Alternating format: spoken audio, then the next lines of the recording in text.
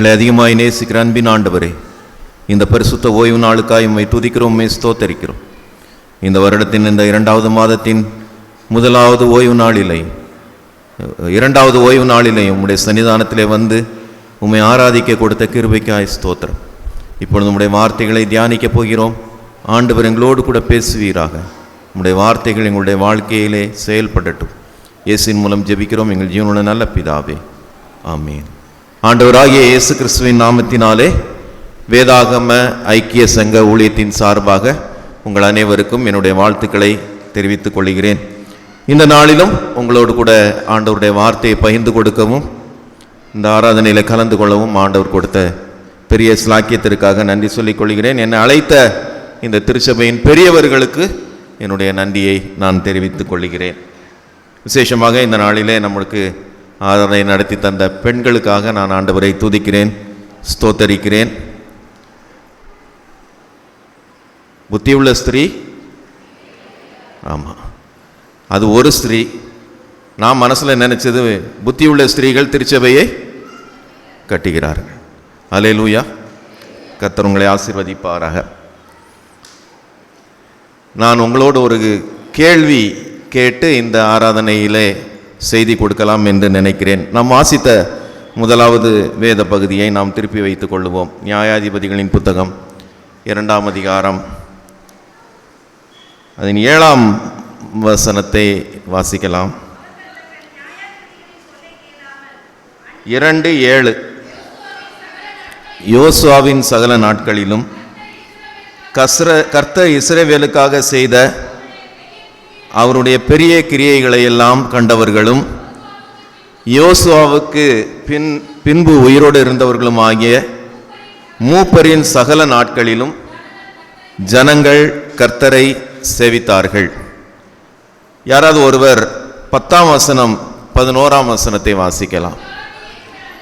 அக்காலத்தில் இருந்த அந்த சந்ததியார் எல்லாரும் தங்கள் பிதாக்களுடனே சேர்க்கப்பட்ட பின்பு கர்த்தரையும் அவர் இஸ்ரவேலுக்காக செய்த கிரியையையும் அறியாத வேறொரு சந்ததி அவர்களுக்கு பின் எழும்பிற்று. அப்பொழுது இஸ்ரவேல் புத்திரர் கர்த்தரின் பார்வைக்கு பொல்லாப்பானதை செய்து பாகால்களை சேவித்தார்கள். 7ஆம் வசனம் முடியும் போது எப்படி முடியுது?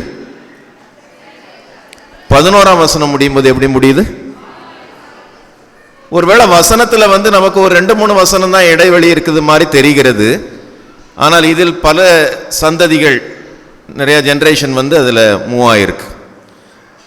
இதில் ஒரு சவாலான காரியம் ஒன்று என்னவென்றால், ஒரு காலத்திலே உண்மையான கடவுளை ஆராதித்த சேவித்த ஜனங்கள் இப்பொழுது பாகால்களை சேவித்துக் கொண்டிருக்கிறார்கள்.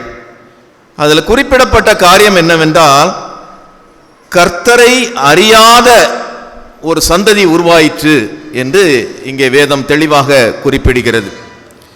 இதை நாம் சற்று ஆராய்ந்து ஆழமாக தியானிக்கக்கூடிய ஒரு காலகட்டத்திலே நாம் இருக்கிறோம். இன்றைக்கு சிஎஸ்ஐ திருச்சபையினுடைய தலைப்பு வீழ்ச்சி, கடவுளின் நோக்கத்திலிருந்து விலகிச் செல்லுதல் என்கிற தலைப்பு.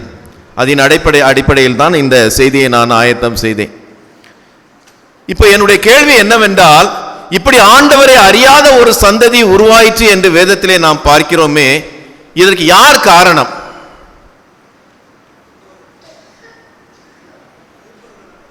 மூப்பர்கள் காரணம். நீங்க அந்த அதிகாரத்தினுடைய பின்பகுதியெல்லாம் வாசித்து பார்த்தீங்க அப்படின்னா 12ஆம் வசனத்தில் தங்கள் பிதாக்களை எகிப்து தேசத்திலிருந்து புறப்பட பண்ணின அவர்களுடைய தேவனாகிய கர்த்தரை விட்டு தங்களை சுற்றிலும் இருக்கிற ஜனங்களுடைய தேவர்களாகிய அந்நிய தேவர்களை பின்பற்றி போய் அவர்களை பணிந்து கொண்டு கர்த்தருக்கு கோபம் ஊட்டினார்கள். 13ஆம் வசனம், அவர்கள் கர்த்தரை விட்டு பாகாலையும் அஸ்தரோத்தையும் சேவித்தார்கள். அப்பொழுது கர்த்தர் இஸ்ரவேலின் மேல் கோபம் உண்டவராகி அவர்கள் அப்புறம் தங்கள் சத்துருக்களுக்கு முன்பாக நிற்கக்கூடாதபடி கொள்ளையிடுகிற கொள்ளைக்காரர் கையில் அவர்களை ஒப்புக் கொடுத்து அவர்களை சுற்றிலும் இருக்கிற அவர்கள் பகைஞரின் கையிலே விற்று போட்டார். கர்த்தர் சொல்லியபடியும் கர்த்தர் அவர்களுக்கு ஆணையிட்டிருந்தபடியும் அவர்கள் புறப்பட்டு போகிற இடமெல்லாம் கர்த்தருடைய கை தீமைக்கென்றே அவர்களுக்கு விரோதமாயிருந்தது. மிகவும் நெருக்கப்பட்டார்கள். இங்கே ஒரு சபிக்கப்பட்ட சந்ததியாக பின்வருகிற சந்ததி காணப்படுகிறதை நாம் பார்க்கிறோம். ஏன்? இவர்கள் ஆண்டவரை அறியவில்லை, ஆண்டவர் செய்த கிரியைகள் இவர்களுக்கு என்னவென்று தெரியவில்லை. அதனால் இவர்கள் இப்படி ஆண்டவருடைய கோபத்திற்கு ஆளாகி கர்த்தருடைய சாபத்திற்கு இவர்கள் ஏதுவாக போய்விட்டார்கள்.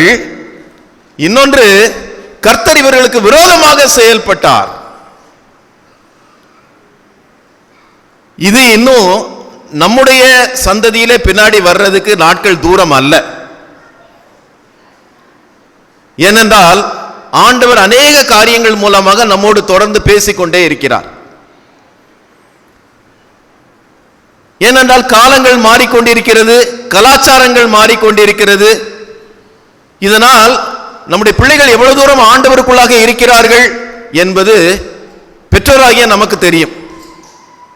ஆண்டவர் அந்த இஸ்ரவேல் ஜனங்களை வனாந்தரத்திலே வழிநடத்தி வரும் பொழுது அவர்களுக்கு சில காரியங்களை ரொம்ப தெளிவாக விளக்கி காண்பித்தார். ஆனால் அவர்கள் அதை அவ்வளவு, அது என்ன சொல்லுன்னா, பெரிதாக அவர்கள் எடுத்துக்கொள்ளவில்லை. இந்த அதிகாரத்தினுடைய முதல் ஒரு சில வசனங்களை நம்ம பார்க்கும் பொழுது, 1ஆம் வசனம், 2ஆம் வசனம், 3ஆம் வசனத்தை வாசிக்கலாம். கர்த்தருடைய தூதனானவர் கில்காலிலிருந்து போகிமுக்கு வந்து, நான் உங்களை எகிப்திலிருந்து புறப்பட பண்ணி உங்கள் பிதாக்களுக்கு ஆணையிட்ட தேசத்தில் நான் உங்களை கொண்டு வந்து விட்டு உங்களோட பண்ணின என் உடன்படிக்கையை நான் ஒரு காலம் முறித்து போடுவதில்லை என்றும், நீங்கள் இந்த தேசத்தின் குடிகளோட உடன்படிக்கை பண்ணாமலும் அவர்கள் பலிபீடங்களை இடித்து விட கடவீர்கள் என்றும் சொன்னேன். ஆனாலும் என் சொல்லை கேளாதே போனீர்கள், ஏன் இப்படி செய்தீர்கள்? ஆகையால் நான் அவர்களை உங்கள் முகத்திற்கு முன்பாக துரத்துவதில்லை என்றேன். அவர்கள் உங்களை நெருக்குவார்கள், அவர்களுடைய தேவர்கள் உங்களுக்கு கண்ணியாவார்கள் என்றார். கர்த்தருடைய தூதனானவர் இந்த வார்த்தைகளை இஸ்ரவேல் புத்திரர் எல்லாரோடும் சொல்கையில் ஜனங்கள் உரத்த சத்தமிட்டு அழுதார்கள். அது உண்மையான அழுகையா அல்லது ஏதோ இப்படி சொல்லிட்டாரு அப்படின்னு சொல்லி அந்த நேரம் மட்டும் அவங்க அழுதாங்களான்னு தெரியாது. ஆண்டவர் சொன்ன காரியம் என்னவென்றால், முக்கியமான ஒரு காரியம், நான் உங்களோடு உடன்படிக்கை பண்ணினேன். கிறிஸ்துவுக்குள் அருமையானவர்களே, வாட் இஸ் கவனன்ட்? உடன்படிக்கை என்றால் என்ன? வேதாகமத்திலே உடன்படிக்கை என்கிற வார்த்தையை நம்ம நிறைய இடங்கள்ல பார்க்கிறோம். ஆதியாகமத்திலிருந்து ஆரம்பித்து ஆண்டவர் உடன்படிக்கை. ஆனால் புதிய ஏற்பாட்டிலே இந்த உடன்படிக்கை என்கிற வார்த்தை மிக குறைவாக காணப்படுகிறது. புதிய ஏற்பாட்டிலே அதிகமாக இந்த உடன்படிக்கை என்று வருகிற வார்த்தை வருகிற பகுதி என்னவென்றால் அது எபிரேயர் நிருபம் மட்டுமே.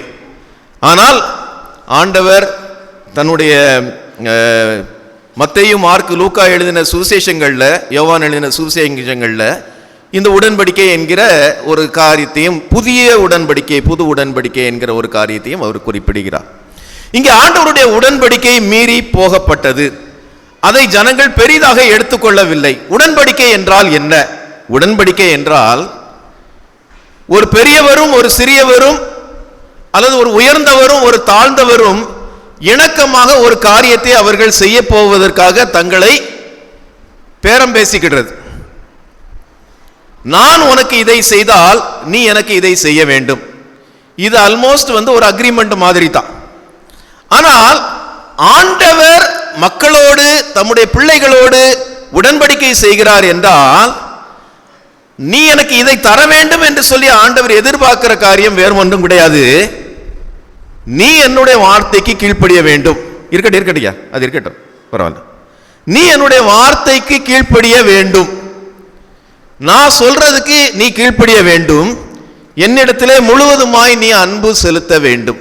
இதைத்தான் ஆண்டவர் எதிர்பார்க்கிறார். உதாரணத்திற்கு ஆதியாகமம் 17ஆம் அதிகாரத்தை நாம் திருப்பி வைத்துக் கொள்வோம். இங்கே ஆண்டவர் ஆபிரகாமோடு உடன்படிக்கை செய்கிறார். 1ஆம் வசனத்திலே, ஆபிரகாம் 99 வயதான போது கர்த்தர் ஆபிரகாமுக்கு தரிசனமாகி, நான் சர்வ வல்லமையுள்ள தேவன். என்ன சொல்றாரு? அப்படின்னா யாரு? எனக்கு மேல யாரும் கிடையாது. நான் தான் எல்லாத்தையும் படைச்சவன், என்னால எல்லாம் செய்ய முடியும், செய்து கொண்டிருக்கிறேன்.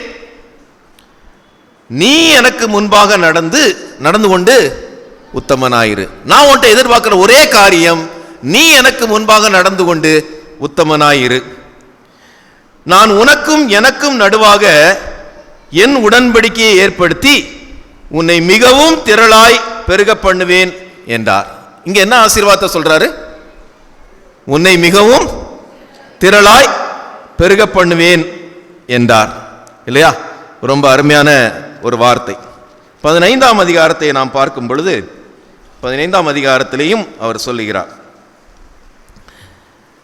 5ஆம் வசனத்தை நாம் பார்க்கும் பொழுது அவர் அவனை வெளியே அழைத்து, நீ வானத்தை அண்ணாந்து பார், நட்சத்திரங்களை எண்ண உன்னாலே கூடுமானால் அவைகளை எண்ணு என்று சொல்லி, பின்பு அவனை நோக்கி, உன் சந்ததி இவ்வண்ணமாய் இருக்கும் என்றார். இங்க அவனுடைய சந்ததியை பற்றி பேசுறார். வானத்து நட்சத்திரத்தை போல இருக்கும் என்று சொல்லுகிறார். 6ஆம் வசனம், அவன் கர்த்தரை விசுவாசித்தான், அதை அவனுக்கு அவர் நீதியாக எண்ணினார். அப்போ அவர் அது சொன்ன உடனே அவன் முழு மனதோடு அதை ஏற்றுக்கொண்டு ஆண்டவரை முழுவதுமாக விசுவாசித்தான். 7ஆம் வசனத்திலே, பின்னும் அவர் அவனை நோக்கி, இந்த தேசத்தை உனக்கு சுதந்திரமாக கொடுக்கும் பொருட்டு உன்னை ஊர் என்கிற கல்தேயருடைய பட்டணத்திலிருந்து அழைத்து வந்த கர்த்தர் நானே என்றார். முதல்ல சந்ததியை பத்தி பேசினாரு, இப்ப இடத்தை பத்தி பேசுறார். இந்த இடத்தையெல்லாம் உனக்கு தருவேன் அப்படின்னு சொன்னார். அந்த அதிகாரத்தினுடைய கடைசி பகுதியில் பாருங்க, 18ஆம் வசனம், அந்நாளிலே கர்த்தர் ஆபிரகாமோடு உடன்படிக்கை பண்ணி எகிப்தின் நதி துவக்கி ஐபிராத்து நதி என்னும் பெரிய நதி மட்டும் உள்ளதும் கேனியரும் கெனீசியரும் கத்மோனியரும் ஏத்தியரும் பெரிசியரும் ரெப்பாயிமரும் எமோரியரும் கானானியரும் கிர்காசியரும் எபூசியரும் என்பவர்கள் இருக்கிறதுமான இந்த தேசத்தை உன் சந்ததிக்கு கொடுத்தேன் என்றார். இத்தனை ஜாதிகள் வாழுகிற தேசத்தை, வசிக்கிற தேசத்தை உனக்கு தருகிறேன் என்று வாக்கு கொடுத்தார். ஆபிரகாம் கர்த்தரை விசுவாசித்தான். அந்த வார்த்தைகளை அவர் ஏற்றுக்கொண்டார். அதுதான் ரொம்ப ரொம்ப முக்கியம். இந்த வாக்கு தத்தமானது சந்ததி சந்ததியாக நிறைவேற வேண்டும் என்று சொல்லி ஆண்டவர் விரும்பினார். ஆனால் ஆண்டவர் எதிர்பார்த்த ஒரே ஒரு காரியம், நீ என்னுடைய உடன்படிக்கையை மீறிவிடக்கூடாது. ஆபிரகாம், ஈசாக்கு, யாக்கோபு என்பவர்கள் அந்த உடன்படிக்கை அவர்கள் மீறவே இல்லை. பின்வருகிற சந்ததி கடினமான துன்பங்களை அனுபவித்த பொழுதிலும் எகிப்து தேசத்திலே அது ஆண்டவருடைய திட்டம் என்பதை அவர்கள் உணர்ந்து கொண்டார்கள், அந்த சந்ததி. ஆனால் ஆண்டவர் உடன்படிக்கையை மறக்கவில்லை. நாம் அதை பார்க்கும்போது யாத்திராகமம் 2ஆம் அதிகாரம் 24, 25ஆம் வசனத்தை வாசிக்கலாம். இங்கே இஸ்ரவேல் ஜனங்கள் எகிப்திலே ரொம்ப கொடுமையான ஒரு காலகட்டத்திற்கு உள்ளாகி மிகவும் நெருக்கப்படுகிறார்கள். அப்பொழுது தேவன் அவர்கள் பெருமூச்சை கேட்டு தாம் ஆபிரகாமோடும் ஈசாக்கோடும் யாக்கோபோடும் செய்த உடன்படிக்கையை நினைவு கூர்ந்தார். தேவன் இஸ்ரவேல் புத்திரரை கண்ணோக்கினார், தேவன் அவர்களை நினைத்தருளினார். பாருங்க, ஒருவேளை மனிதனோடு உடன்படிக்கை செய்திருப்பானே, ஆனால் அவங்க செத்து போனதுக்கு அப்புறம் அந்த உடன்படிக்கை முடிஞ்சு போயிடுச்சு. ஆனால் இங்கே சர்வ வல்லமை உள்ள தேவன், என்னாலும் ஜீவிக்கிற கடவுள் தம்முடைய பிள்ளைகளோடு உடன்படிக்கை செய்கிறார். அந்த உடன்படிக்கை நிச்சயமாக நிறைவேறும் என்பது எந்த சந்தேகமுமே கிடையாது. இதைத்தான் வேதத்திலிருந்து நாம் கற்றுக்கொள்கிறோம். 430 வருஷம் உபத்திரப்பட்ட எகிப்து தேசத்திலே உபத்திரப்பட்ட ஜனங்களுடைய அந்த கண்ணீரையும் வேதனையும் ஆண்டவர் கண்ணோக்கி பார்க்கிறார். அதற்கு முன்பதாக ஆபிரகாம், ஈசாக்கு, யாக்கோபு என்பவர்களோடு உடன்படிக்கை பண்ணின அந்த உடன்படிக்கையை இன்றைக்கு நினைவு கூறுகிறார், அவர்களை நினைவு கூறுகிறார். கிறிஸ்துவுக்குள் அருமையானவர்களே, நாம் அதுதான் பார்க்கிறோம். நியாயாதிபதிகளின் புத்தகத்திலே 2ஆம் அதிகாரத்திலே ஆண்டவரோடு செய்த உடன்படிக்கையை அவர்கள் மீறிவிட்டார்கள். சரி, நம்ம வருஷ கடைசியில் ஒரு உடன்படிக்கை செய்வோம். எங்கள் கோயிலில் என்ன சொல்லுவோம்? இந்த ஒரு கேண்டில் வச்சுக்கிட்டு, உங்கள் கோயிலில் கிடையாதோ அது, நானும் என் வீட்டாருமா என்றால் சொன்னீங்களா இல்லையா? சொன்னீங்களா இல்லையா? சொன்னோம் இல்லையா? உண்மையிலே கடவுளை சேவிக்கிறோமா? அது ஒரு சடங்காச்சாரம் அல்ல, ஆண்டவருடைய சன்னிதானத்திலே சொல்லுகிற ஒரு பெரிய பொருத்தனை. அந்த உடன்படிக்கையை ஆண்டவர் பார்க்கிறார். இஸ்ரவேல் ஜனங்களும் அதே பொருத்தனை தான் அவங்க சொன்னாங்க. யோசுவாவினுடைய அந்த 14ஆம் அதிகாரத்தில் நம்ம பார்க்கும்போது நாங்களும் கர்த்தரை சேவிப்போம் அப்படிதான் சொன்னாங்க. யோசுவாவும் அவங்க குடும்பத்தாரும் அவங்க சொன்னாங்க, அது மாதிரி ஜனங்களும் அதைத்தான் சொன்னாங்க. ஆனா நடந்துதா? நடக்கல. அந்த உடன்படிக்கை மீறப்பட்டதுனால இப்பொழுது ஆண்டவரை அறியாத ஒரு சந்ததி உருவாயிற்று. இதற்கு காரணம் யார்? இங்க ஒருத்தங்க சொன்னாங்க மூப்பர்கள் என்று சொன்னாங்க. ஆனா நான் என்ன சொல்றேன், உபாகமத்தின் புத்தகம் 4ஆம் அதிகாரம், அதை திருப்பி வைத்துக் கொள்ளுங்கள். 3 காரியங்களை உங்களோடு கூட நான் பகிர்ந்து கொள்ள விரும்புகிறேன். ஏன் இந்த மாதிரி ஒரு காலகட்டம் வந்தது என்பதற்கு. 4ஆம் அதிகாரத்திலே 5ஆம் வசனத்திலிருந்து வாசிக்கலாம். நீங்கள் சுதந்திரித்துக் கொள்ளும்படி பிரவேசிக்கும் தேசத்தில் நீங்கள் கைக்கொள்ளும் பொருட்டு என் தேவனாகிய கர்த்தர் எனக்கு கற்பித்தபடியே நான் உங்களுக்கு கட்டளைகளையும் நியாயங்களையும் போதித்தேன். ஆகையால் அவைகளை கை கொண்டு நடவுங்கள். ஜனங்களின் கண்களுக்கு முன்பாகவும் இதுவே உங்களுக்கு ஞானமும் விவேகமுமாய் இருக்கும். அவர்கள் இந்த கட்டளைகள் எல்லாம் கேட்டு இந்த பெரிய ஜாதியே ஞானமும் விவேகமும் உள்ள ஜனங்கள் என்பார்கள். முதலாவது ஆண்டவர் தம்முடைய வார்த்தைகளை இஸ்ரவேல் ஜனங்களுக்கு கொடுத்தார். தம்முடைய கட்டளைகளை அவர்களுக்கு கொடுத்தார். இதை நீங்கள் கை கொண்டு நடவுங்கள். இதை நீங்கள் கை கொண்டு நடக்கும் பொழுது இந்த உலகத்தில் இருக்கிற மக்கள் எல்லாரும் உங்களை பார்த்து ஞானமும் விவேகமும் உள்ள ஜனங்கள் என்பார்கள் என்பதை முதலாவது வெளிப்படுத்தினார். 10ஆம் வசனம் வாசிக்கலாம். நல்லா கவனிங்க. அந்த காலத்தில் செல்போன் கிடையாது, கம்ப்யூட்டர் கிடையாது, எந்த மெமரியை ஸ்டோர் பண்றதுக்கு எந்த ஹார்ட் டிஸ்க்கும் கிடையாது, எந்த டிவைஸுமே கிடையாது. ஆனால் ஆண்டவர் தெளிவாக அவர்களுக்கு பேசுகிறார். என்ன பேசுறாருங்கிறத நம்ம ரொம்ப கவனமா வாசிக்க வேண்டும். சொல்லுங்க. உன் கண்கள் கண்ட காரியங்களை நீ மறவாத படிக்கும். நீ எதையெல்லாம் பார்க்கிறாயோ அதை நீ என்ன அப்படின்னா என்ன அர்த்தம்? ரொம்ப கவனமா பார்க்கணும். அது உன் மைண்ட்ல என்ன இருக்கணும்? ஃபுல்லா ஸ்டோர் ஆயிருக்கணும். மறவாத படிக்கு. மறந்துட்டேன்னு சொல்லிடாத. 2வது, உன் ஜீவன் உள்ள நாளெல்லாம் அவைகள் உன் இருதயத்தை விட்டு நீங்காதபடிக்கு எச்சரிக்கையா இருக்க வேண்டும். நீ எவ்வளவு நாள் உயிரோடு இருக்கிறையோ அவ்வளவு நாளும் அது உன் இருதயத்தை விட்டு வெளியில போயிடவே கூடாது. ரொம்ப கடினமான காரியத்தை ஆண்டவர் சொல்றார் இஸ்ரவேல் ஜனங்களுக்கு. நம்ம ரொம்ப லேசா எடுத்துக்கிறோம். இல்ல, முதலாவது காரியம் நீ எதெல்லாம் பார்க்கிறியோ அதெல்லாத்தையும் ஸ்டோர் பண்ணிக்க. 2வது, உன் வாழ்நாள் எல்லாம் அது உன் இருதயத்தை விட்டு வெளியில போயிடக்கூடாது. 3வது, உன் ஆத்மாவை சாக்கிரதையாய் காத்துக்கொள். நீ எதனா பார்த்தியோ அது உன்னுடைய ஆத்மாவுக்கு பிரயோஜனமான காரியம். அதனால ரொம்ப கவனமா அதை பாதுகாத்துக்கொள். இது ரொம்ப முக்கியமான ஒரு காரியம். அவைகளை உன் பிள்ளைகளுக்கும் உன் பிள்ளைகளின் பிள்ளைகளுக்கும் அறிவிக்க கடவாய். நல்லா கவனிங்க. நீ என்னெல்லாம் ஸ்டோர் பண்ணி வச்சிருக்கிறியோ அதை எல்லாத்தையும் நீ ஸ்டோர் பண்ணி மட்டும் வைக்காம என்ன செய்யணும்? உன் பிள்ளைகளுக்கும். இப்ப சொல்லுங்க, யார் கடமை? யாருடைய கடமை? அப்பா அம்மா தாத்தா பாட்டி. யாரு? என்ன ஒரு மாதிரி பாக்குறீங்க? அவர்கள் தங்களுடைய கடமையிலே தவறினதினாலே ஆண்டவரை அறியாத ஒரு சந்ததி உருவாயிற்று. இன்றைக்கு எவ்வளவு தூரம் நம்முடைய சந்ததிக்காக நம்ம கண்ணீர் விட்டு அழுகிறோன்னு எனக்கு தெரியல. பிள்ளைங்க நம்ம கையை விட்டு போயிட்டாங்க. நான் இதுக்கு முந்தி உங்களோடு கூட லென்த் நாட்களில் நான் பேசின அதே காரியத்தை ஒரு சில காரியங்களை நான் மறுபடியும் உங்களுக்கு ஞாபகப்படுத்துகிறேன். முந்தி காலம் மாதிரி இப்போ இல்லை. நாங்கள் சின்ன வயசில் இருக்கும்போது இருந்த மாதிரி இப்பொழுது இல்லை. உலகமே மாறிவிட்டது. அன்றைக்கு ஒவ்வொரு பொருளுக்காகவும் ஏங்கின நாட்கள் உண்டு, கண்ணீர் விட்ட நாட்கள் உண்டு, ஜெபித்த நாட்கள் உண்டு. ஒரு பென்சிலுக்காக கண்ணீர் விட்ட நாட்கள் உண்டு. ஒரு பெண்ணு கிடைக்காதான்னு ஏங்கின நாட்கள் உண்டு. செருப்பு கிடையாது. வருஷத்துக்கு ஒரு ட்ரெஸ் தான் உண்டு. எங்க அப்பா அம்மா 2 பேருமே டீச்சர்ஸ். டிசம்பர் மாதம் முதல் வாரத்தில் அந்த ஃபெஸ்டிவல் அட்வான்ஸ் சொல்லி ஒரு 600 ரூபா கொடுப்பாங்க. நாங்கள் 4 பேர் பையங்க.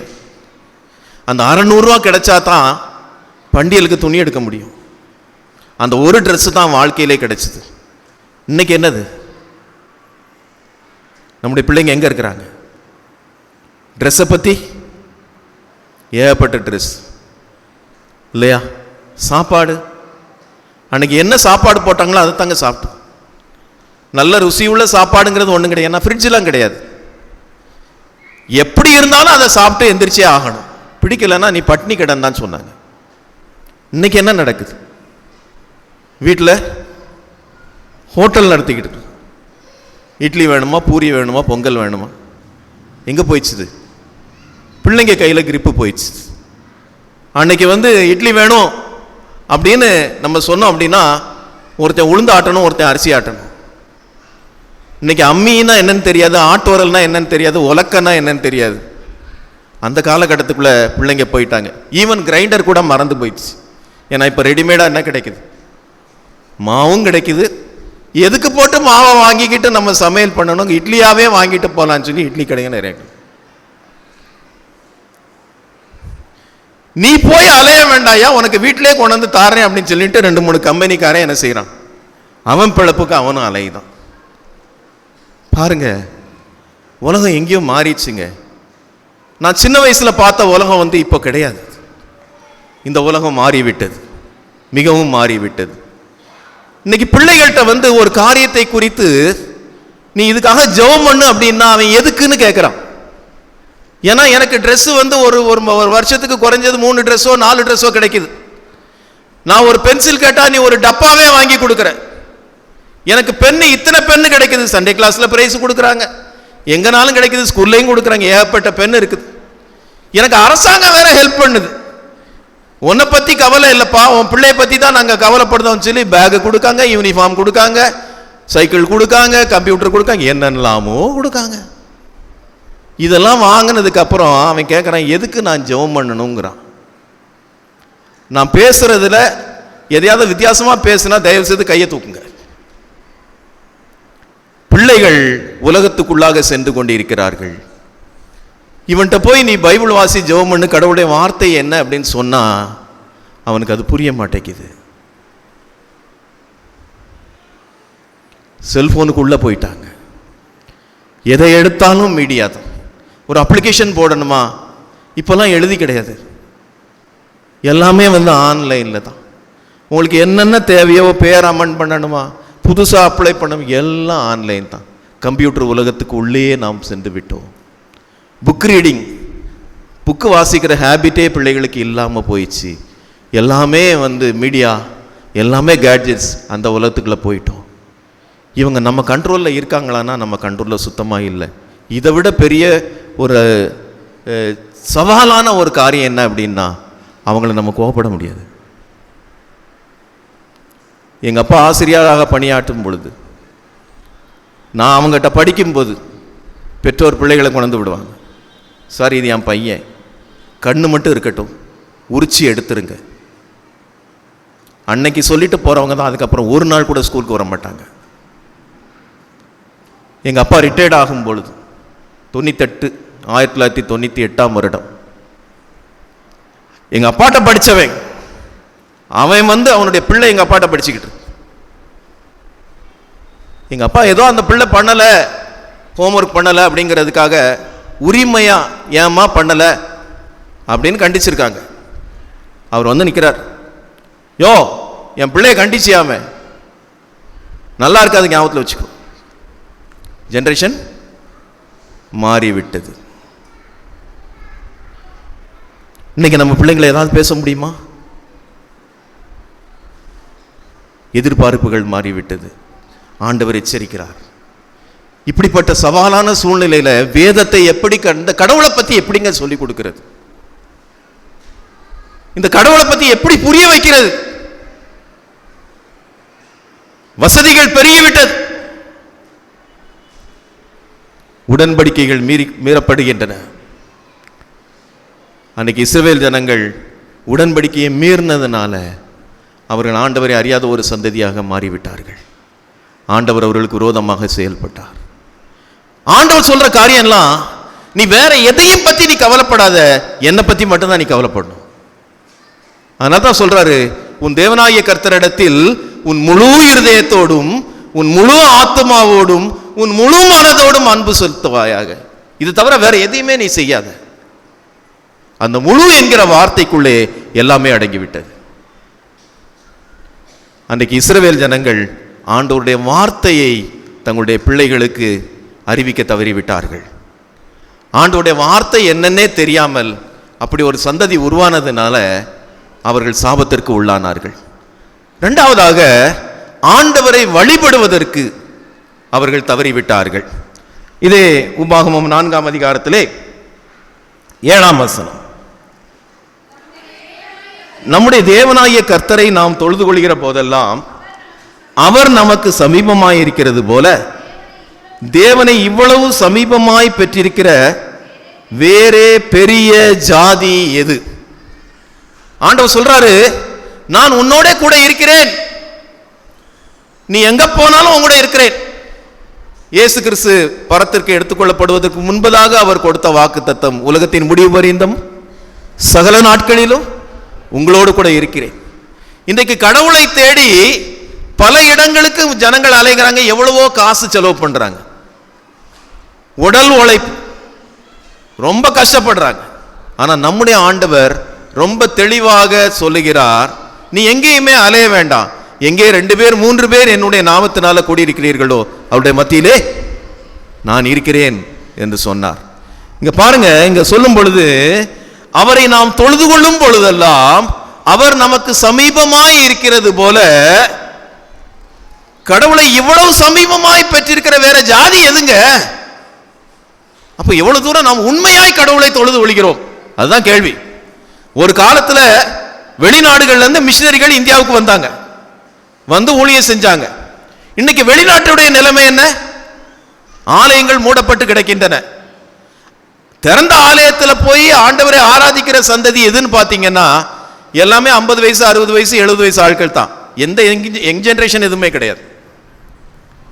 இன்னைக்கு நம்முடைய பிள்ளைகள் எப்படி இருக்கிறார்கள்? உண்மையிலேயே இந்த கடவுளை ஆராதிக்கிறார்களா? உண்மையிலே இந்த கடவுளை வழிபடுகிறார்களா? இதை நாம் அவர்களுக்கு சொல்லிக் கொடுத்திருக்கிறோமா? இந்த கடவுள் எப்படிப்பட்டவர் என்பதை அவர்கள் அறிந்து கொள்ள வேண்டும். இந்த கடவுள் என்னென்னலாம் செய்து கொண்டிருக்கிறார், ஏன் அவரை வழிபட வேண்டும், ஏன் அவரை தொழுது கொள்ள வேண்டும், இதை நாம் நம்முடைய பிள்ளைகளுக்கு கற்றுக் கொடுக்க வேண்டும். இதை அன்றைய இஸ்ரவேல் ஜனங்கள் செய்ய தவறிவிட்டார்கள். அப்பா அம்மாவும் சொல்லலை, தாத்தா பாட்டியும் சொல்லலை. மூன்றாவதாக, அவர்கள் ஆண்டவருடைய வழியை அவர்களுக்கு கற்றுக் கொடுக்கவில்லை. கிறிஸ்துவுக்குள் அருமையானவர்களே, இது ஒரு முக்கியமான ஒரு காரியம்.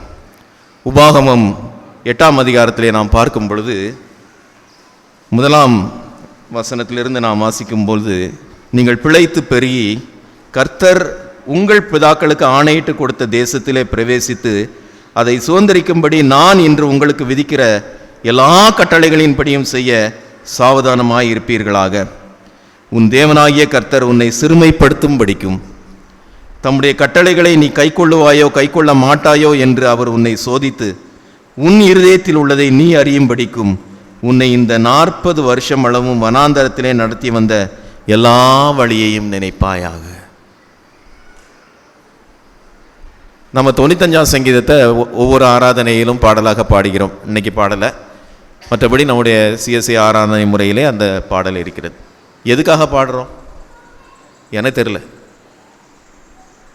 உங்களுக்கு யாருக்காவது தெரியுமா? அந்த சங்கீதத்தில் 2 பகுதிகள் இருக்கிறது.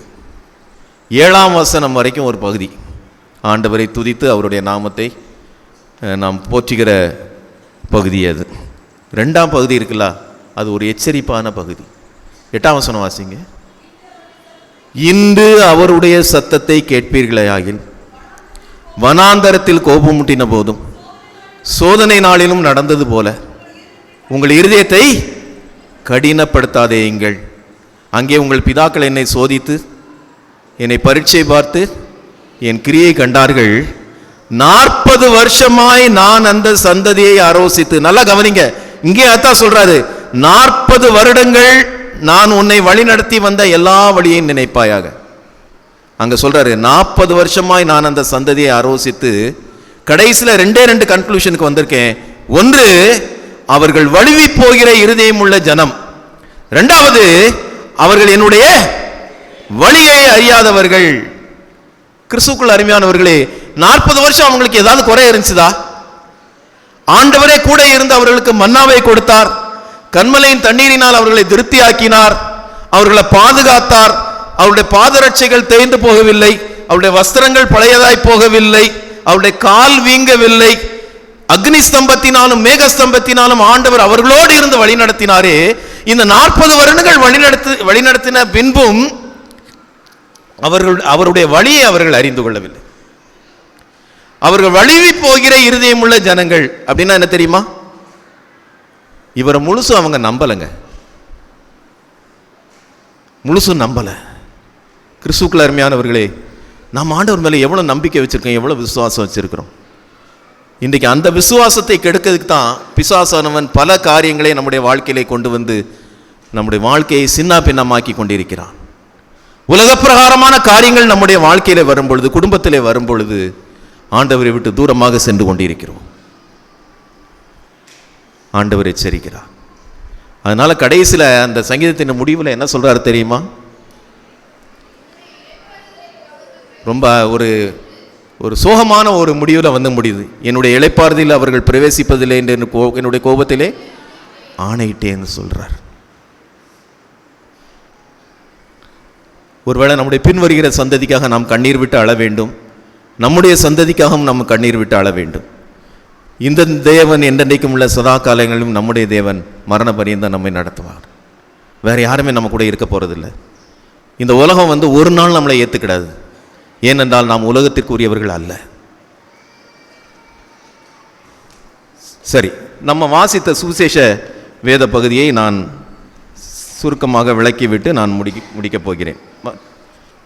லூக்கா எழுதின சுவிசேஷம் 18ஆம் அதிகாரம் 18ஆம் வசனத்தில் இந்த சம்பவத்தை நாம் நிறைய இடங்களில் பிரசங்கமாக நம்ம கேட்டிருக்கிறோம், செய்தியாக நாம் கேட்டிருக்கிறோம். இதில் வருகிற ஒரு நபர், இந்த சுவிசேஷங்களில் நம்ம பார்க்கும்போது ஒரு வாலிபன் என்று ஒரு இடத்துல குறிப்பிடுகிறது, ஒரு தலைவன் என்று சொல்லப்பட்டிருக்கிறது. அவனுடைய அப்ரோச், அவன் ஆண்டவரை அணுகுகிற அந்த முறையை பார்க்கும் பொழுது முழங்கால் படியிட்டான், வழியிலே எல்லாருக்கும் முன்பாக வந்து கேள்வி கேட்கிறான். நல்ல கேள்வி கேட்டான். ஆண்டவர் அவனுக்கு ஒரு பதில் கொடுக்கிறார். என்ன பதில்? என்ன பதில் கொடுத்தார்? அவன் நித்திய ஜீவன் வேணும்னு கேட்ட உடனே என்ன கொடுத்தாரு?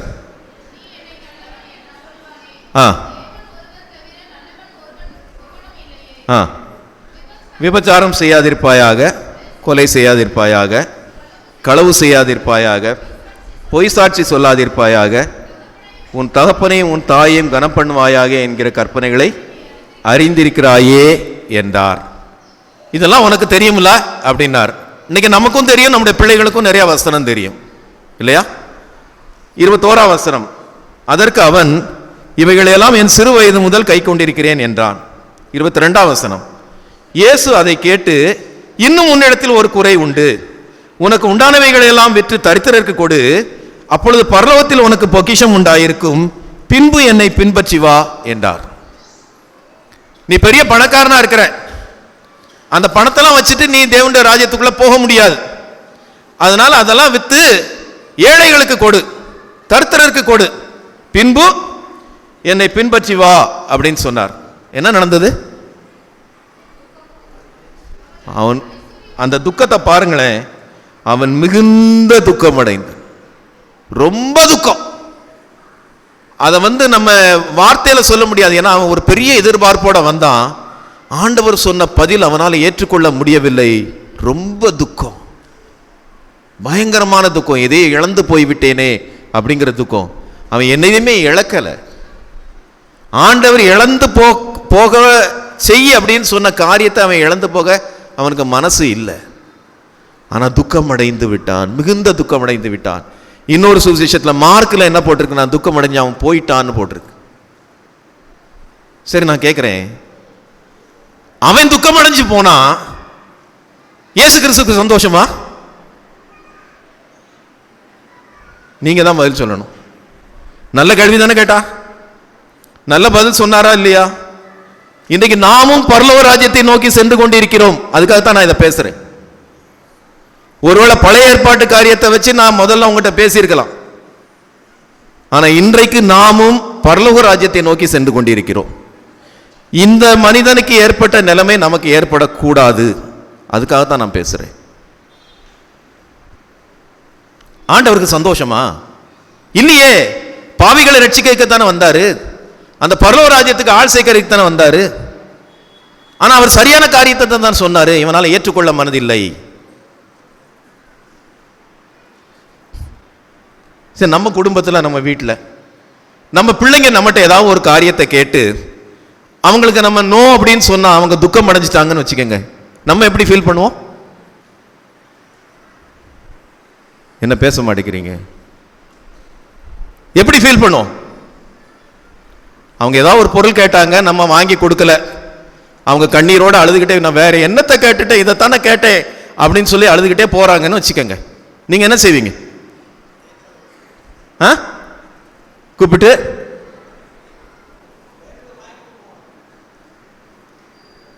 அதாவது கூப்பிட்டு அவங்களுக்கு அவங்க என்ன கேட்டாங்களோ அதை நீங்க வாங்கி கொடுத்துருவீங்க. ஐயா சொல்றார், எல்லாரும் மனசுலயும் அதுதான் இருக்குது, பிள்ளை சந்தோஷமா இருக்கட்டுங்க. உலகத்துல என்னத்தை கொண்டு வந்தோம்? இப்படித்தானே பேசுறோம். உலகத்துல என்னத்தை கொண்டு வந்தோம்? என்னத்தை கொண்டுட்டு போறோம்? பிள்ளை கேட்கறத வாங்கி கொடுத்தா சந்தோஷமா இருந்துட்டு போட்டோம். இயேசு கிறிஸ்து அப்படி செய்யலையே. அவனை கூப்பிட்டு பேசலையே. பேசிருக்கலாம்ல, தம்பி வாப்பா 10 கட்டளை வேண்டாம், இது ஒரு 5 விட்டுரு.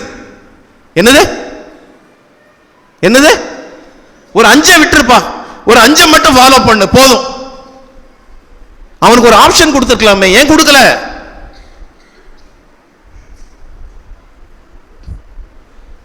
ரொம்ப ஆழமா யோசித்து பாருங்க. ஆண்டவருடைய வார்த்தை அதுதான். எதுக்கு இந்த சம்பவங்கள்லாம் கொடுக்கப்பட்டிருக்குது? நம்ம வேதத்தை ஆராய்ந்து பார்க்க வேண்டும், நம்ம பிள்ளைகள் அறிந்து கொள்ள வேண்டும், இந்த பின் வருகிற சந்ததி ஆசீர்வதிக்கப்படணுங்க. பரலோக ராஜ்யம் என்பது சும்மா நம்ம எதிர்பார்க்கிறமான ஒரு இடம் கிடையாது. அந்த இடத்துக்கு போகணும் அப்படின்னா இந்த 10 கற்பனைகளையும் கை கொண்டாதான் போக முடியுங்கிறது ஆண்டவர் தெளிவாக தான் சொல்லியிருக்கிறார். இன்னைக்கு இந்த 10 கற்பனைகளையும் நாம் கை கொள்கிறோமா, நம்முடைய பிள்ளைகள் கை கொள்கிறார்கள்? வேதம் நம்மோடு கூட பேசுகிறது. நம்முடைய பிள்ளைங்க நாளைக்கு பின்வருகிற சந்ததி அப்பா அம்மாவை பார்த்து நீங்க எனக்கு இந்த காரியங்களை சொல்லாம போயிட்டீங்களே அப்படின்னு கேட்கக்கூடாது. முதலாவது நாம் ஆண்டவருடைய வார்த்தைக்கு கீழ்ப்படிந்து அவருடைய உடன்படிக்கையை நாம் கை கொள்வோம். நம்முடைய பிள்ளைகளுக்கும் அதை நாம் அறிவிப்போம். ஏனென்றால் ஆண்டவருடைய ராஜ்யம் என்பது சாதாரண ஒரு இடம் கிடையாது. அந்த இடத்தை நாம் பெற்றுக்கொள்வதற்காக ஆண்டவர் செய்த காரியம் மத்தேயு எழுதின சுவிசேஷம் 26ஆம் அதிகாரம் 28ஆம் வசனம். மத்தேயு 26:20. இது பாவ மன்னிப்பு உண்டாகும்படி அநேகருக்காகவும் சிந்தப்படுகிற புது உடன்படிக்கைக்குரிய என்னுடைய இரத்தமாய் இருக்கிறது. புது உடன்படிக்கைக்குரிய இரத்தம். ஆண்டவர் இரத்தத்தினாலே நம்மளோடு கூட உடன்படிக்கையை செய்திருக்கிறார். சிலுவையில் சிந்தின இரத்தத்தினாலே ஆண்டவர் நம்மோடு உடன்படிக்கை பண்ணி இருக்கிறார். அந்த உடன்படிக்கையை நாம் மதித்திருக்கிறோமா? அந்த உடன்படிக்கையின்படி நாம் நடக்கிறோமா? எபிரேயருக்கு எழுதின நிருபம் 10ஆம் அதிகாரத்திலே ஒரு வசனத்தை நாம் பார்க்கலாம். எபிரேயர் 10ஆம் அதிகாரம் 28-29 வசனங்களை. மோசேயினுடைய பிரமாணத்தை தள்ளுகிறவன் இரக்கம் பெறாமல் 2-3 சாட்சிகளின் வாக்கினாலே சாகிறானே. தேவனுடைய குமாரனை காலின் கீழ் மிதித்து தன்னை பரிசுத்தம் செய்த உடன்படிக்கையின் இரத்தத்தை அசுத்தம் என்று எண்ணி கிருபையின் ஆவியை நிந்திக்கிறவன் எவ்வளவு கொடிதான ஆக்கினைக்கு பாத்திரவனாயிருப்பான் என்பதை யோசித்து பாருங்கள். இன்றைக்கு ஆண்டவர் சிந்தின இரத்தத்தை நாம் மதிக்கிறோமா, மிதிக்கிறோமா? அந்த இரத்தத்தினாலே நாம் அவரிடத்திலே கிட்டி சேரக்கூடிய பெரிய ஸ்லாக்கியத்தை பெற்றிருக்கிறோம். அவருடைய ராஜ்யத்திற்கு செல்வதற்கான வழி அதுதான். கண்களை மூடி ஜெபிக்கலாம். நம்மை நாமே சற்று ஆராய்ந்து பார்ப்போம். கடவுளின் நோக்கத்திலிருந்து விலகி செல்லுகிற காரியங்கள் நம்முடைய வாழ்க்கையை வீழ்த்திவிடும். அந்த இஸ்ரவேல் ஜனங்கள் ஆண்டவருடைய வார்த்தையை முழுவதுமாக அவர்கள் ஏற்றுக்கொள்ளவில்லை. ஆண்டவரை முழு மனதோடு வழிபடவில்லை. ஆண்டவருடைய வழிகளை முழு மனதோடு அவர்கள் பின்பற்றவில்லை. அதனால் அவர்கள் தங்களுடைய பின்வருகிற சந்ததிக்கு அதை பற்றி சரியாக அறிவிக்கவில்லை. அதனுடைய விளைவு பின்வருகிற சந்ததி ஆண்டவரை அறியாத ஒரு சந்ததியாய் போய்விட்டது. சர்வ வல்லமை உள்ள தேவன், சகலத்தையும் படைத்த கடவுள் அவர்களுக்கு விரோதமாக செயல்பட்டார். இவர்கள் அந்நிய ஜாதியாரை நம்பி அவர்களுடைய கடவுளை வணங்கி அவருடைய வழிகளை பின்பற்றி ஆண்டவருடைய வார்த்தைகளை மறந்து போய்விட்டார்கள். இன்றைக்கு ஆண்டவர் நம்மோடு கூட பேசுகிறார். அந்த நித்திய ஜீவனுக்குள்ளே பிரவேசிப்பதற்கு நானே வழியும் சத்தியமும் ஜீவனுமாயிருக்கிறேன், என்னை அல்லாமல் ஒருவனும் பிதாவின் இடத்தில் வரான் என்று சொல்லியிருக்கிறார். அவருடைய இரத்தத்தினாலே நமக்கு மீட்பு உண்டாயிருக்கிறது. அவருடைய இரத்தத்தினாலே நம்மளோடு கூட புது உடன்படிக்கை அவர் செய்திருக்கிறார். அதை நாம் நினைவு கூறுவோம், அதை அசட்டை பண்ணக்கூடாது. அவர் நமக்காக இரத்தம் சிந்தினது சாதாரணமாக அல்ல, மிகுந்த வேதனையோடு துக்கத்தோடு நம்முடைய பாவங்களை ஏற்றுக்கொண்டு நம்முடைய சாபங்களை ஏற்றுக்கொண்டு நம்மை அவருடைய சொந்த பிள்ளைகளாய் மாற்றுவதற்காக எடுத்துக்கொண்ட ஒரு பெரிய தியாகமான செயல் அது. இன்றைக்கு அதை நாம் நினைவு கூறுகிறோமா? நம்முடைய பிள்ளைகளுக்கு அதை சொல்லிக் கொடுக்கிறோமா? இந்த ஆண்டவர் எப்படிப்பட்டவர்? இந்த இயேசு கிறிஸ்து எப்படிப்பட்டவர்? அவர் நமக்கு என்ன தரப்போறார்? இதை நாம் சொல்லிக் கொடுப்போம். ஆண்டவர் நம்மோடு கூட பேசுகிறார். இன்றைக்கு இருக்கிற சூழ்நிலையில் இந்த மாதிரி காரியங்களை பிள்ளைகளுக்கு சொல்லிக் கொடுப்பது எளிதான காரியம் அல்ல. கண்ணீரோடு வேதனையோடு ஆண்டவருடைய சன்னிதானத்திலே காத்திருந்து, ஆண்டவரே இந்த பிள்ளைகளுக்கு இதை புரிய வையும் என்று சொல்லி நாம் ஆண்டவரத்தில் கேட்கும்போது நிச்சயமாய் ஆண்டவர் உதவி செய்வார். ஏனென்றால் இது நம்மால் கூடாதது, தேவனால் எல்லாமே கூடும். நாமும் ஆசீர்வதிக்கப்பட வேண்டும், நம்முடைய பின் வருகிற சந்ததியும் ஆசீர்வதிக்கப்பட வேண்டும். நம்ம எல்லாரும் அவருடைய ராஜ்யத்துக்கு தகுதி உள்ளவர்களாய் மாற வேண்டும். எல்லா கட்டளைகளையும் எல்லா கற்பனைகளையும் நாம் கைக்கொள்ள வேண்டும் என்று சொல்லி ஆண்டவர் விரும்புகிறார். வசனம் படிக்கிறாங்க பிள்ளைங்க, ஆனால் அதனுடைய ஆழத்தையும் அர்த்தத்தையும் புரிந்து கொண்டு அதன்படி நடக்க ஆண்டவர் கிருபை செய்ய வேண்டும் என்று சொல்லி ஜெபிப்போம். அன்புள்ள ஆண்டவர், எங்களோடு பேசின வார்த்தைகளுக்காக நன்றி சொல்லுகிறோம். உம்முடைய நோக்கத்தை விட்டு வழிவிலகச் செய்யும் காரியங்கள் எங்களிடத்தில் காணப்படுமானால் எங்களை அர்ப்பணிக்கிறோம். அந்த இஸ்ரவேல் ஜனங்கள் உம்முடைய நோக்கத்திலிருந்து வழிவிலகச் செய்கிற காரியங்களை அவர்கள் செய்ததனால பின்வருகிற சந்ததி சபிக்கப்பட்ட ஒரு சந்ததியாய் போயிட்டு, நீர் அவர்களுக்கு விரோதமாய் செயல்பட்டீர் என்று வேதத்திலே நாங்கள் பார்த்தோம். சுவாமி, எங்களுடைய சந்ததி ஆசீர்வதிக்கப்பட வேண்டும் ஆண்டவரே.